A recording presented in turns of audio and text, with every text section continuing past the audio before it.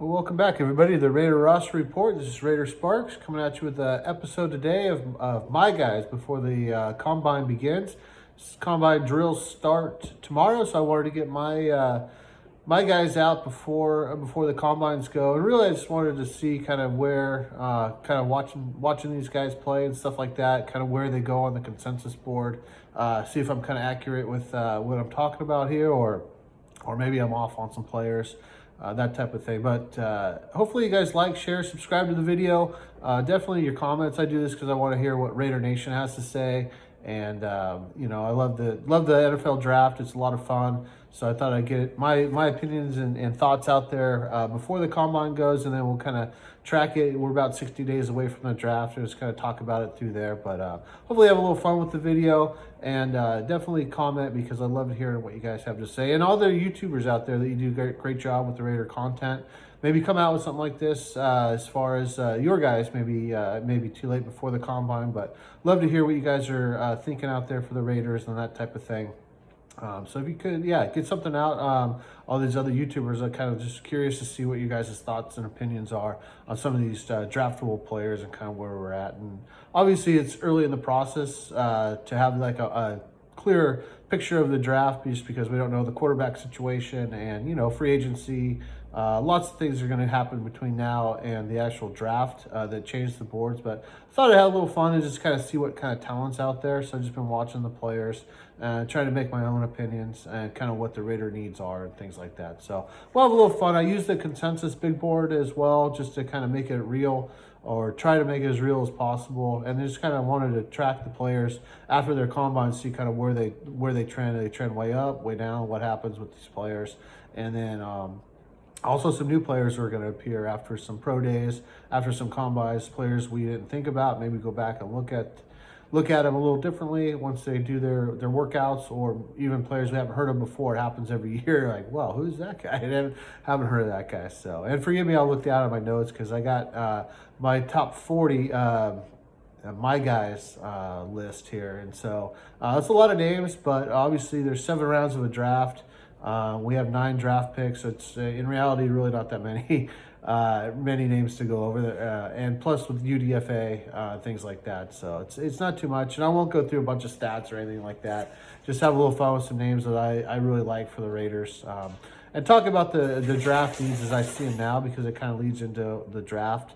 So there's 5 things even before we get to the quarterback that I think could help improve this roster and get us to the Super Bowl, even before we address the quarterback situation. The first being is, our offensive line was graded pretty highly, but we need to start being able to block with 5, or maybe chip with a 6. But we have to get guys out in the pattern faster. And Telesco talked about improving the offense was the key to unlocking this team. And I agree, because the defense now is going to the third year, Patrick Graham. So I think the focus has to be on offense. And so I have my dog shaking over there. We have to be able to drop the best offense in the league, get their guys out in the patterns much faster than we did last year. A lot of times we were blocking with 6 or even 7 guys and just not getting enough guys or enough volume in the passing game. So that's key number 1 for me. Key number 2 for me is establishing the side of the ball or up the middle where we can run to get those tough yards. Way too many negative no-yard rushes. And also, in my opinion, I didn't know, last year when we needed a 1-yard run on the 3rd or 4th down, which side of the ball or up the middle where we're going to go. We have to establish that. We need at least that go-to area that we can run the ball and guarantee ourselves that short yardage. And I think that would help definitely open up the offense, especially on 3rd and 1. We could take a shot and go for it on 4th and 1. Now that more and more teams are going for it on 4th down, it's something that I think would definitely help us improve as an offense for sure. And then the third thing on the offense is deep threat. Patrick Graham's Antonio Coach Pierce has talked about a lot of the deep threat. And so even though a lot of Raider Nation probably disagrees with this, I think receiver is a top priority. And ideally you'd want a speed receiver with size if that's possible, just to open up the field, get the safety occupied so Devontae and Meyer both can work. work the middle of the field, that type of thing, and do their thing. And plus, you kind of want a guy that can be a true number one as well if you can find it, especially at X on the outside, because I think it was Ray the Tape. I'm not sure they made the comment, or one of the YouTuber guys that does a great job. His Devontae's best years is when he spent at least 30% of the time in the slot, and then obviously Meyer as well with New England. His time in the slot, I mean, he was their top slot receiver when he was there, and so that's his best weapon as well. So kind of want a guy to be able to work on the outside. Ideally, if it worked, the X, Y, and Z, everything.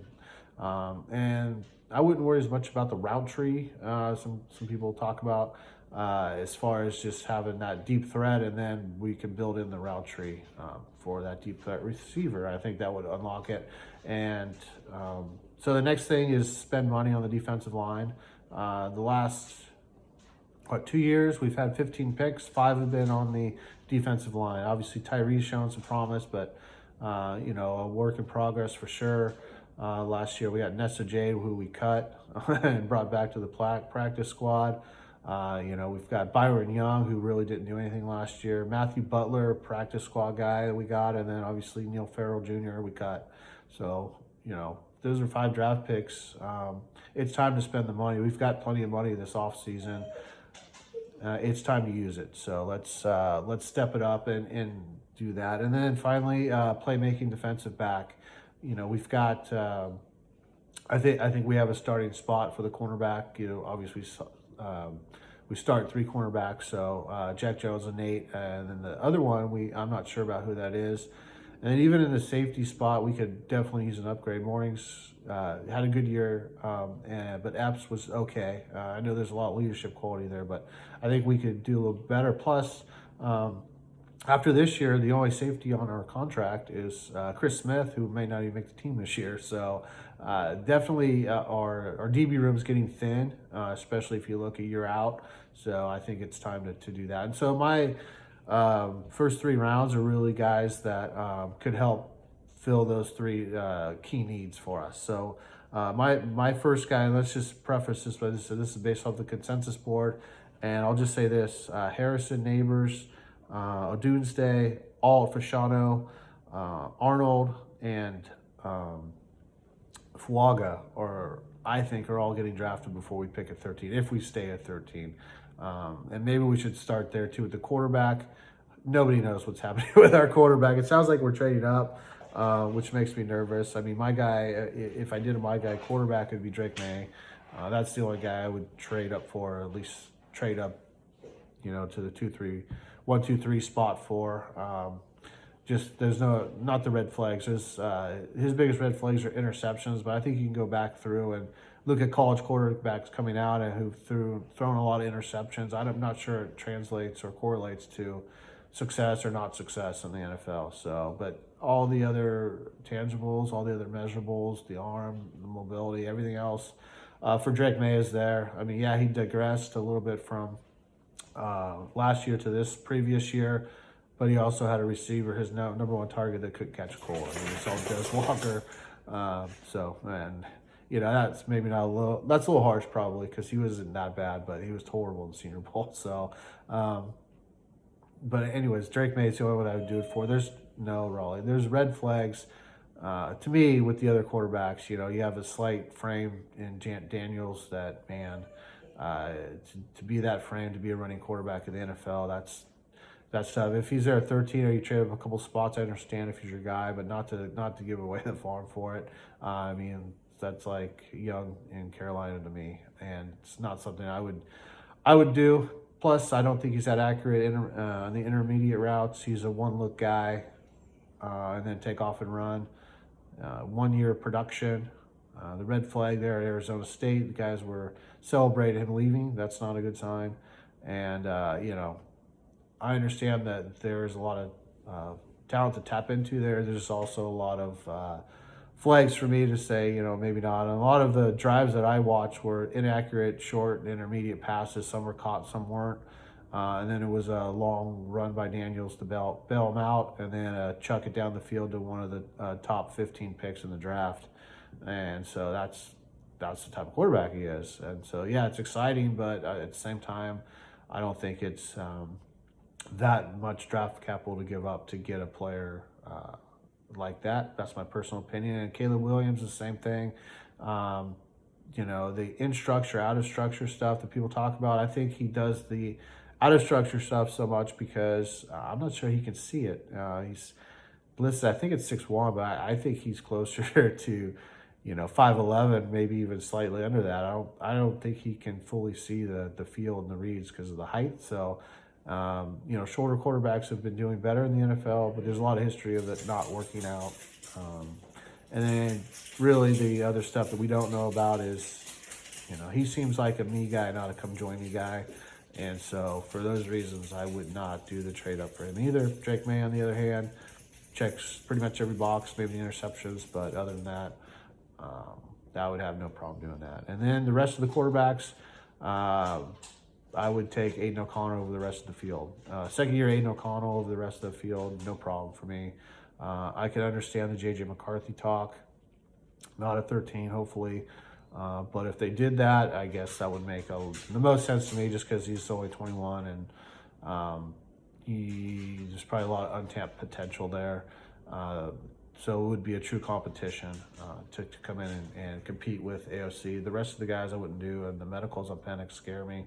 Bo Nix I don't think is all that. And Rattler, not doing any of that. I mean, maybe late round, 4th, 5th round, something like that. You look at the kid out of Tulane, Pratt is the guy that I would consider to come in and really compete with AOC. So that's kind of the way I look at the quarterback situation. But really, nobody has a clue.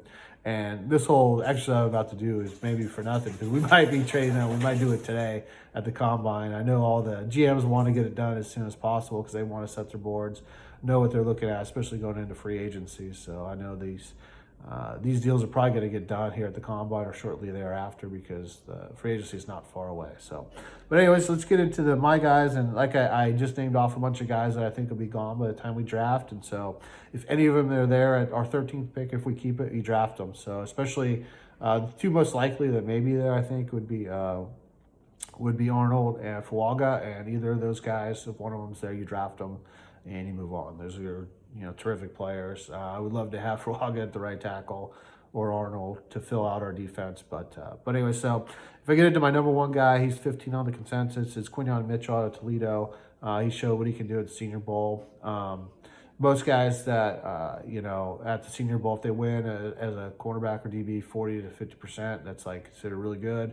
Scouts were saying he was winning about 80% of the time, which is elite. So, I mean, he proved it, I think.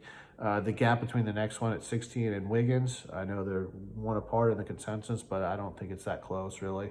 But my eyes are open. If Wiggins has a great combine or whatnot, I'll go back and relook at it. But for now, Quinyon Mitchell is my number one. My guy completes the defense. I think it's a huge need because it's a starter. So you'd have Quinyon Mitchell, Jack Jones, and Nate Hobbs, Epps and Mooring at all your DBs, Spillane and Devine at linebacker, Max and Malcolm on the edges, and hopefully we spend the money, or even Tyree on third down, and spend the money on a legit D tackle like Christian Wilkins out of Miami.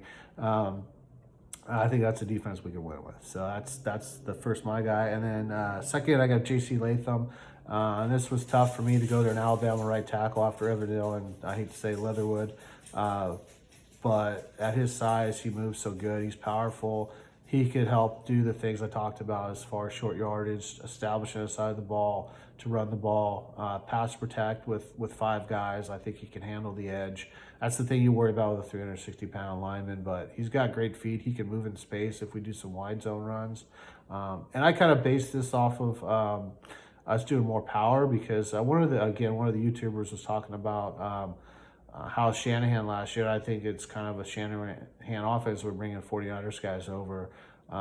He ran the most power gap type scheme in the NFL last year, and so I've always thought it was a wide zone scheme. But once they said that, I was like, wow, I guess kind of our target might be different. So the other guy, if we were really high ceiling, Marius Mims, but he's 23 on the big consensus big board right now. I'm going to watch his combine very closely, but 8 games, it's tough for me to say if I'm going to bank on getting a starter. I think Latham is more starter worthy now. In the future, Mims might be the best, but I got to go with what I see right now. And J.C. Latham is the best, and he's 17 on the consensus board.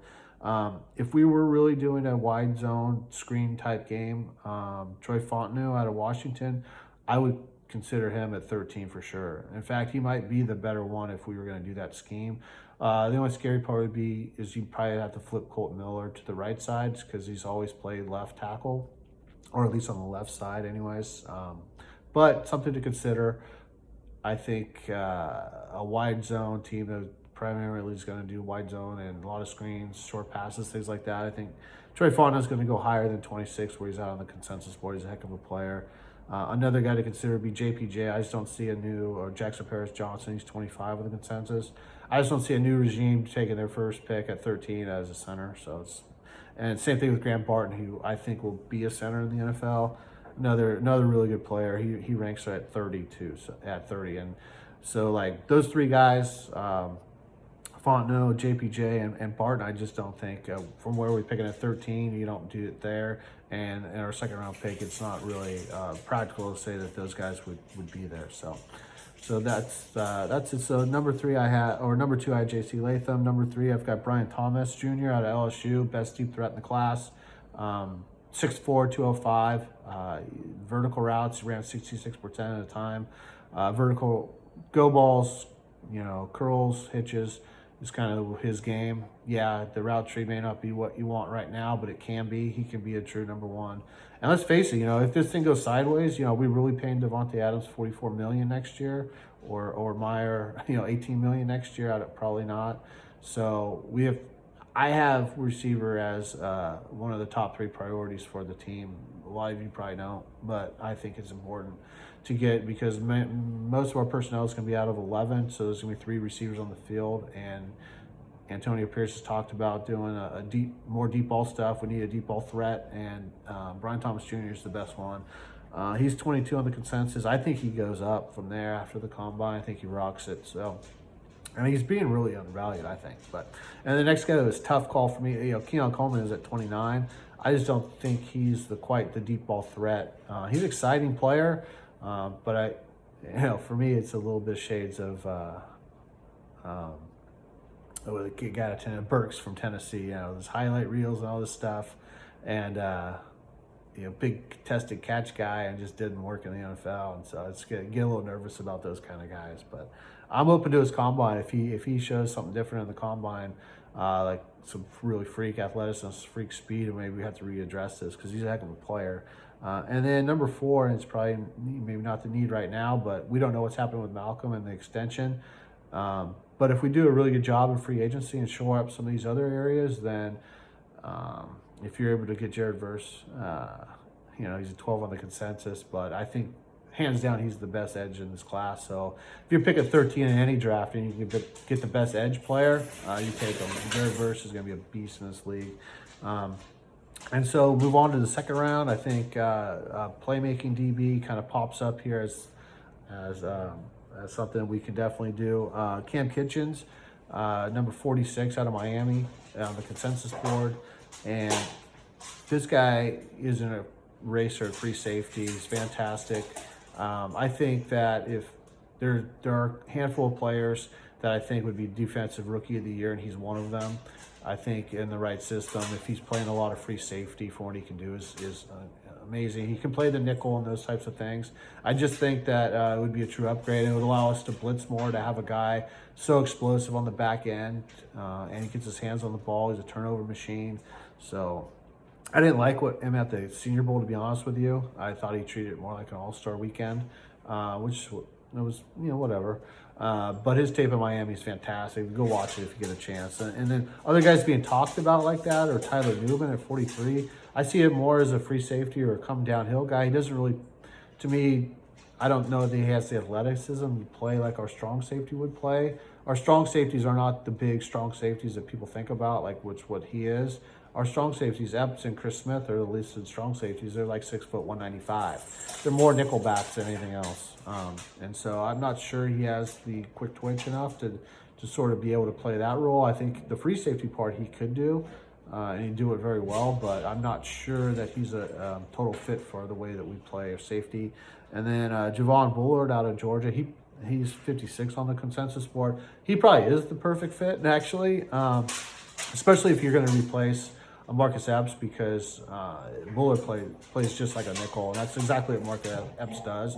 He does go back. Hey, Raleigh, he does go back at free safety for sure. They kind of switch off him in the morning, but Bullard probably stylistically is right, but I'm not sure the athleticism there either. Cam Kitchens is just a stud. He can play the nickel and play the run support, and he can blitz. They didn't use him as much in that role at Miami, but he can certainly do it. He was effective when doing it. They had him in Miami just as the eraser because the defense wasn't that great to begin with, so they needed him in the back end.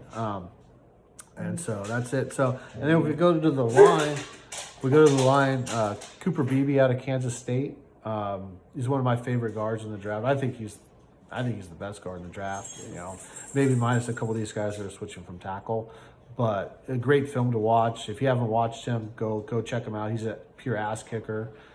If we're moving Parham from left guard to center, he's a perfect left guard, man. He's a beast. He was a tackle. He played tackle on both sides. I mean, he can. He's very undervalued. He's a 58 at consensus, and he's my number 6, my guy. And then Zach Frazier as well. So I turned to the interior on the second round. Zach Frazier is a stud. Some mock drafts have him number one round. So he's 48 on the consensus, number 7 on the my guy list, and he's a beast. He's tough as nails. Telesco talked about toughness. He broke his leg in one of the West Virginia games last year, and that's why he's probably down a little bit. But he crawled off the field so the team didn't have to take a timeout. Yeah, and that's tough. And he's a really good blocker. He's very good timing with, basically combo duo block and then getting off his guy and getting downfield to the next. And he's got really good timing with that. And sometimes he's downfield like 20, 25, 30 yards, on screenplays. So he's fantastic. And some other guys in this area, Jordan Morgan. If we're still in need of a tackle, then that's somebody that we should probably consider from Arizona. All left tackles, so I'm not sure the projection of right tackle. That's kind of tough. I just want to see his combine, make some determinations about that. But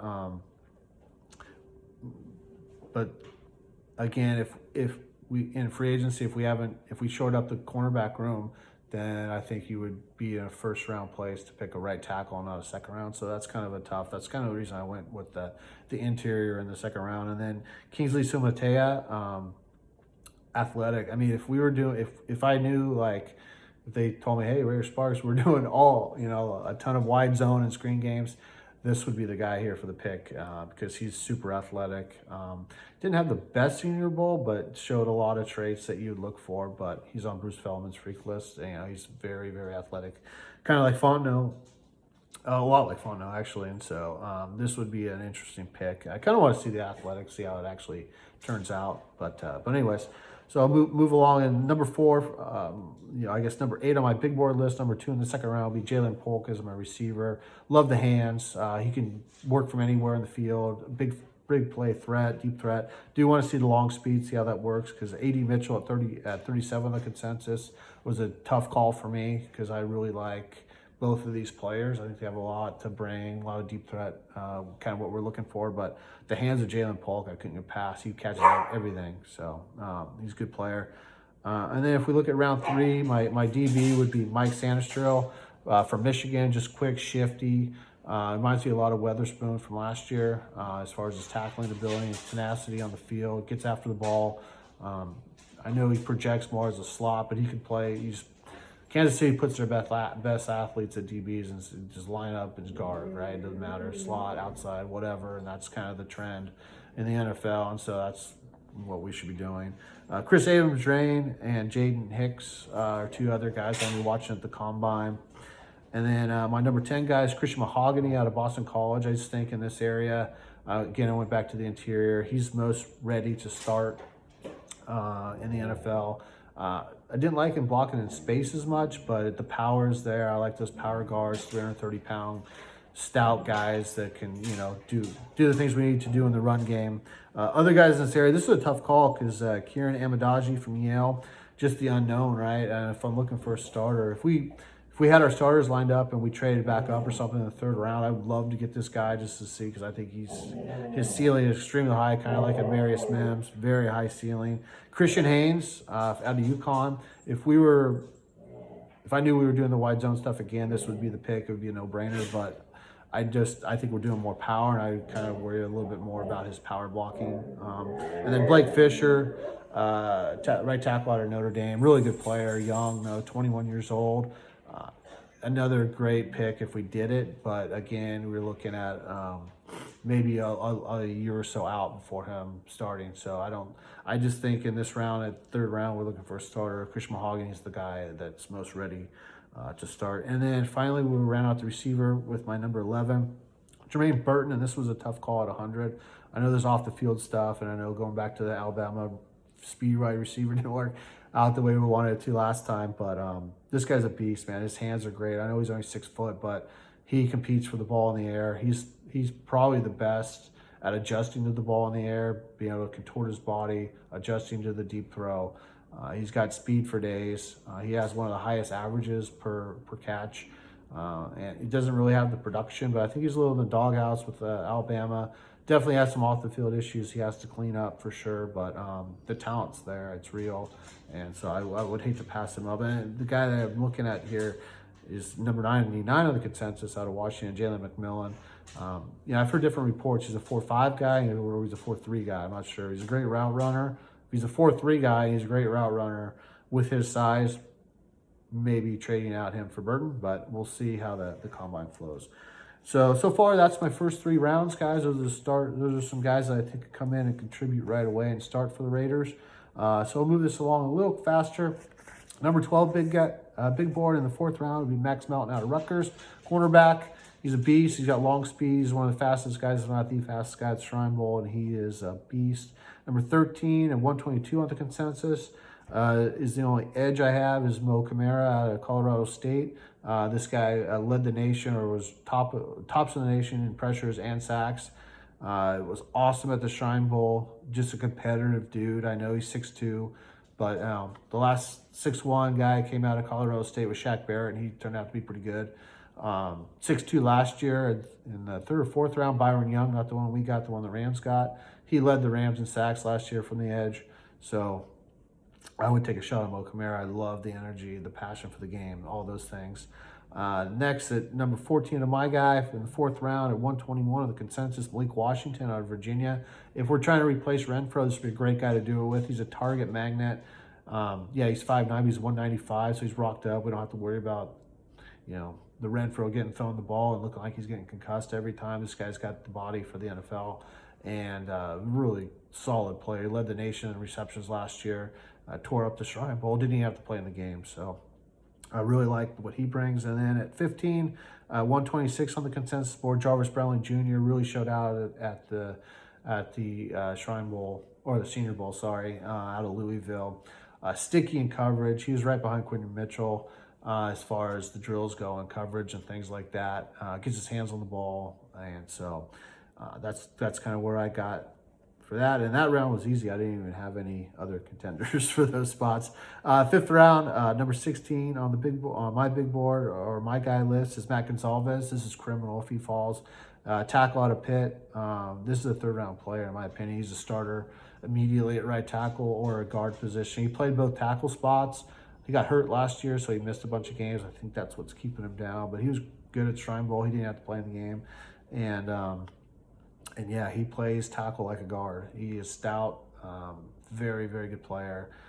The other one, the tough calls here for me were Roger Rosengarten out of Washington. Again, another player. If I knew we were doing a lot of wide zone and screen game, this would be the pick, because he's really good at it, blocking space.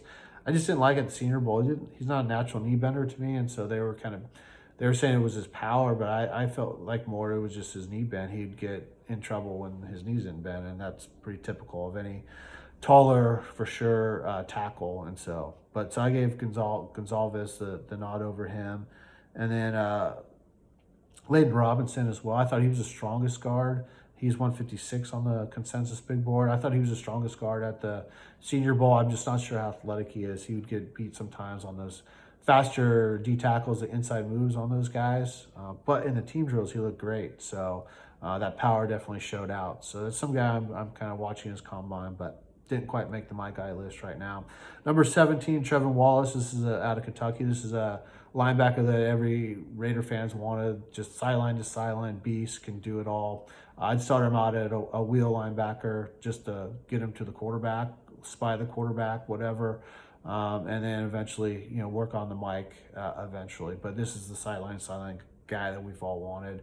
Number 18 on my big board, one of my favorite players in the draft, 171 on the consensus, Malik Mustafa, safety out of Wake Forest. Spends half his time at nickel, half his time at free safety.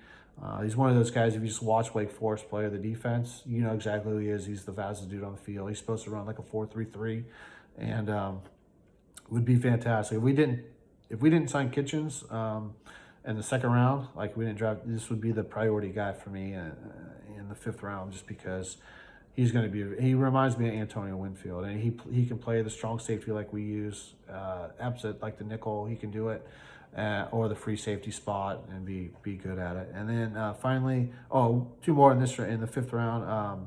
19 on my guy list, 174, J.D. Bertrand. I think he could be a great backup Mike linebacker. Very good gap discipline. I think probably the best in the class, as far as maybe Junior Colson, as far as gap discipline. And so that's what you need out of your Mike, just consistency, good tackling. He's a tackling machine. And he's fine in coverage. He was a will at Notre Dame for his first year, then converted to Mike. So solid player. That's kind of what we need just to back up Spillane. Would be a good pick. And then number 20 on my guy list, Dylan Labe out of New Hampshire. Awesome player. He can do so much. He just reminds me of Eckler. That's why he's on the list. So to be honest with you, he does so much in the passing game. And, our GM knows a lot about Eckler. So I figured, this is a perfect fit for the Raiders to come and do that, especially if you are going to do a lot of screens. He'd be great at it. Number 21 is Jarrian Jones out of Florida State. He's 206 on the big board. One of the top cornerbacks as far as PFF goes. He's really a do-it-all defensive back. At the Shrine Bowl, they have him playing safety and stuff. He's going to be one of those just do everything defensive back type guys. He only had like a 36 QBR rating against him. He's a very, very good player out of FSU. And then his didn't quite make the list just because I put him on there, but Renardo Green out of FSU and Dwight McLeather out of Arkansas. Both these guys are more outside press man corners. So if we did end up getting like Terrion Arnold, let's say, for example, then maybe go the other way with one of these guys. But all 3 of these guys are in the top 10 of PFF's cornerback ranking. So these are legit players. I just have Jarrian Jones down here in this area just because of the versatility he brings. And he could actually play that Epps role for us as well if we wanted him to. He's a very good player. Number 22, 185 on the consensus, Nathaniel Watson out of Mississippi State. Here's a guy that I think that I talked about starting out Wallace at will and Bertrand at Mike. He could play both. He's very good at blitzing, but he can play the Mike. He's good in the gaps. And had a really good Senior Bowl, great season in the SEC. So I think it's a very likely pick for the Raiders just because he's versatile at linebacker. I think his game will translate right away to either linebacker position. So I really like Nathaniel Watson and this player here in the 6th round. Sorry about that. We're in the 6th round. And then number 25 on my board, 23 on my board, Jaquan Johnson out of Tulane. If we were looking for the speed on our offense, but wanted it out of the slot, this would be a great guy to pick up. His comp was Darnell Mooney. I'm like, Darnell Mooney at the Bears, Getsy, loved him. So kind of made sense. And he had a great Senior Bowl as well. Then we get down to the 7th round, and so my 24th is where my first D tackle comes in. I was very light on running back because we don't know what we need, and there's so many of them. We don't know what we're doing with Josh Jacobs, so I just kind of thought, 3rd down back. I should mention also Dylan Labe is, according to NFL Draft Buzz, the 2nd best blocking running back, is what gets these guys on the field. So just a point on that, finish out the running backs. So I just went late round, third down type running backs. And then obviously we'll adjust once we figure out if we're signing Josh back or not. But let's get back to D tackle as well. Hopefully we spend money and we don't have to really worry about D tackle as much in the draft. But Myles Murphy out of North Carolina, great Senior Bowl.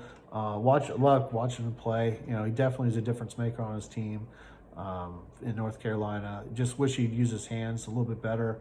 When he pops his hands, he does strike good. He just doesn't do enough. Usually he's very active with his hands, just not doing as much. I think with the right coaching and he's just love of the game type guy. I really liked watching him play. Number 25 and 228 out of Illinois, Tip Rippon. I wanted to put Zach McLaughlin here. I'm just not sure of his athleticism, so he's kind of on the side for me. But Tip Rippon might be a little bit overkill because we signed Zach Gentry the same game. Big tight end, like 260, 270-pound tight end. But Tip Rippon didn't drop the ball. He didn't have a lot of targets, but the ones he did, no drops on the season. He hit 19 miles an hour running for a guy 270 pounds. Very impressive. So it's a guy we want to probably take a shot at. And then number 26 for me at 248, Kamal Hayden out of Tennessee. He played in only 8 games before he got hurt, but he was the best cornerback in the SEC as far as ratings-wise. He had a 7 QBR rating against, 3 interceptions, 11 pass breakups in only 8 games. If he does the combine and rocks like I think he will, he's probably going to be the highest riser on here. But hey, he's there now in the 7th round. I'm taking him. The other guy that is here, that's very good player. Leadership is off the charts. It pops off the page. He was the leader at the Shrine Bowl in the DB room. 232 on the consensus. Janarius Monroe, out of Tulane. Very, very good player. I just want to check his athleticism, but I have him on my watch list. If we still need a slot receiver, I like what Taj Washington brings to the table. He's 27 for me. He's 237 on the board, but he's a very shifty receiver. Showed a lot of toughness, I thought, at the Shrine Bowl, getting some yak yards, things like that. He was truly the number 1 target on the field for Tua. Is it Tua or Tua's brother or whatever?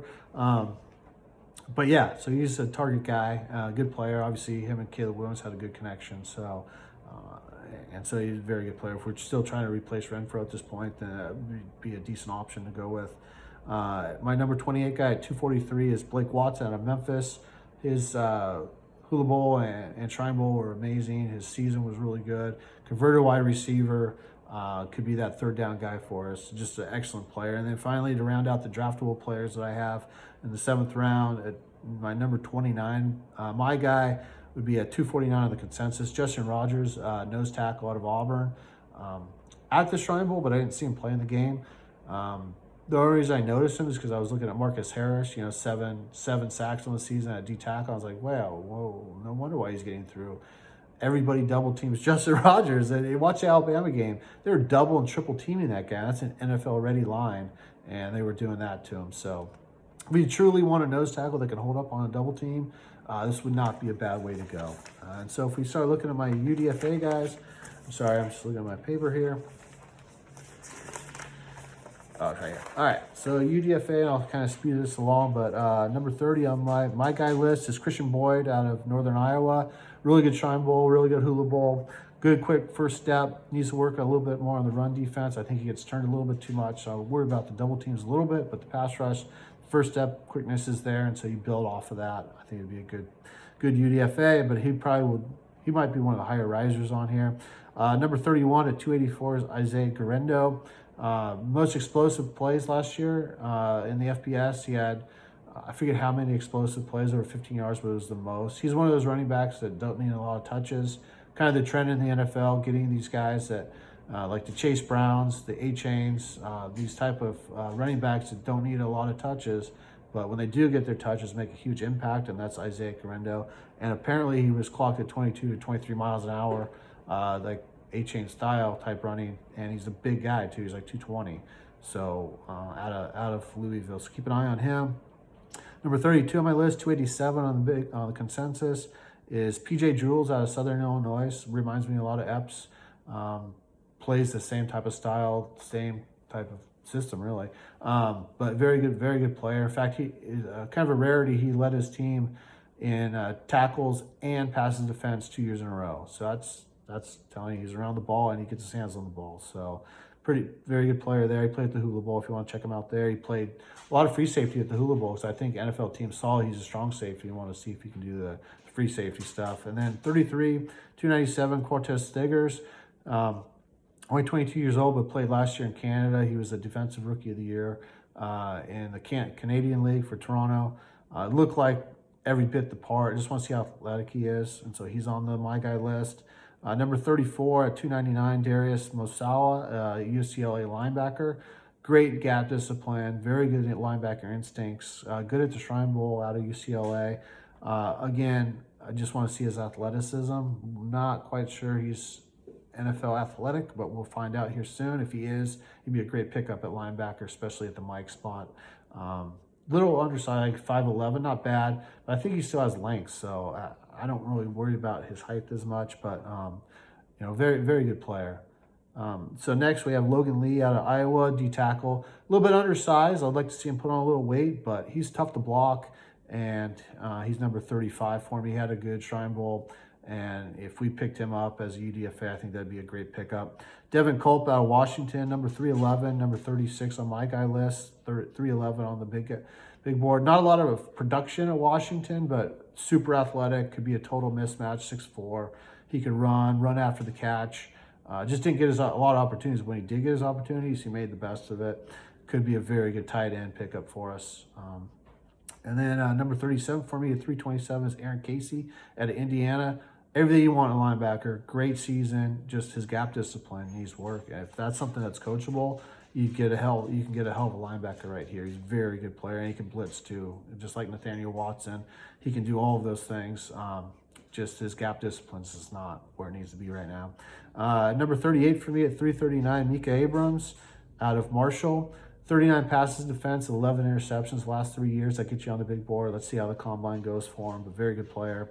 Number 39 on my guy list at 365 on the big board, Xavier Gadlin out of Liberty, guard, center. I like him at guard, but very stout, very good punch, strong at the point of attack. Really liked his film at Liberty. I thought his body came into great shape at the Shrine Bowl. In fact, I was even looking at him. I was looking at Norzad at center out of Penn State. And I was like, who's this other guy in the white helmet? He's kicking ass out there. And just really like what he brings. And a UDFA, bring him in and see what he's got. But he looks every bit the part. He'll be at the Shrine, at the Combine as well. And then at 39, or yes, oh sorry, number 40 on my guy list at 435 on the list. Devon Valley out of Utah, 6'5" receiver. He gave up a year of eligibility, so he must know something. Somebody must have told him he's getting drafted. I want to see him at the Combine. He's going to be there. And, you know, I turned on the 6'5" receivers, expecting to see, you know, Coleman, you know, contested catch guy. What I saw was more like Mitchell, tall guy running on the field, getting open a lot. Just didn't get a lot of opportunities. So I got my eye on him. And I got 3 bonus guys for you. They're not on the consensus, but let's talk about it anyways. 41, fullback out of Army, Jacoby Buchanan. If you haven't seen this guy run, he's about 260, 270 pound fullback. When I talk about short yardage, that's the guy you get. Go watch him just truck dudes at Army. I mean, it is amazing. So he would be a great pickup for us if we really truly want to show up our short game running. That's the way to do it. Number 42 on my list, and 43, these are real stretches, but very athletic edges. Justin Blazek out of Wisconsin Platteville, every bit the part, right? He's going to test incredible production, very good, and just a traits guy that you take as a UDFA. And we did it with Max, right? Even though he was a 4th rounder, traits, production in a small school, and you just give it a shot, and that's what Justin Blazek could be. I'm really excited to see his pro day, see how he does. And Deshaun McCarthy out of East Stroudsburg, I think. Again, same thing. A lot of production out of these guys, and just all the traits in the world. Just some guys that you, as a UDFA, you take a shot with and see what happens. So, anyways, those are my 40 my guys. Hopefully, you guys enjoyed the video. Getting ready for the Combine. It's the drills start tomorrow. Hopefully, you enjoy that. I know I will be watching, and I want to come back and update my list of guys. But definitely let me know who your guys are. Like, share, comment, subscribe to the video, and hopefully the other YouTubers out there can get in and kind of do the same thing. I like to hear the guys that you guys are looking at.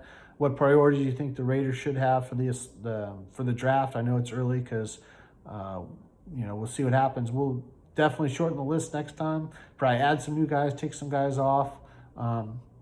Maybe a trade will happen as far as moving up, and then we won't have a first and second round pick. So then automatically the list gets a little bit shorter. But just wanted to see what kind of talent was even out there. If we do make these trades and give up some of our top picks, what can we kind of expect? And there's a lot of talent in the draft. So anyways, I appreciate being back with you guys. Hope you liked the video, and talk to you next time.